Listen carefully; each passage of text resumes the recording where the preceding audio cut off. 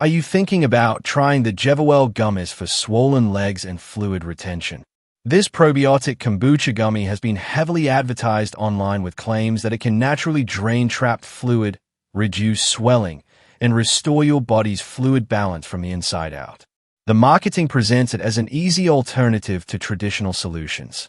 But before you decide to order it, there are several important red flags you should know about. Before we start, here's a quick disclaimer. This video is for informational and educational purposes only. It should not be taken as shopping, legal, or financial advice. Always do your own research before purchasing from any online store or platform. One major concern is the type of medical claims being used in the advertising. The website suggests that swollen legs may be caused by gut-driven inflammation damaging blood vessel walls, allowing fluid to leak into leg tissue. It then claims the gummies can help fix this problem from the inside out. However, there do not appear to be any published clinical trials directly testing the Jevawell formula itself for these results. Another red flag is how the studies are presented. The website references research connected to individual ingredients, but that does not automatically prove the finished product works the same way. There is a major difference between studying a single ingredient in isolation and proving that a gummy supplement can reliably reduce chronic swelling in real users.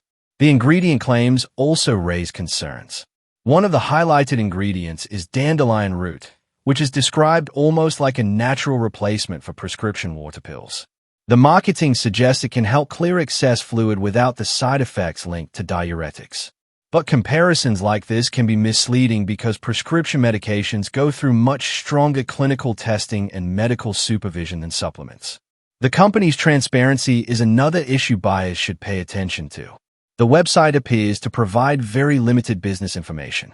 There is no clear phone number, no visible company address, and very little information about who is actually operating the brand.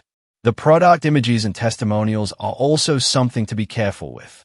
Some of the promotional photos appear heavily artificial, and there are concerns online that certain images may be AI-generated rather than real customer photography.